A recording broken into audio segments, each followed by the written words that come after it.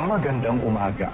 Ito na ang pasimula ng pagsasahing papawid ng 702 TZAS, FEBC Radyo TV, agapain ng sambayanan.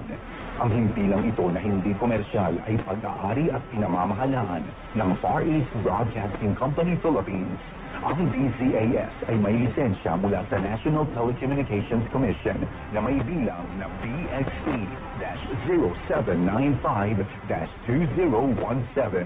Nagsasahing papawid ang 702 DZAS araw-araw sa lakas na 50 kilowatts sa 702 kHz sa AM band mula alas 4:35 ng umaga hanggang alas 12 ng hating gabi.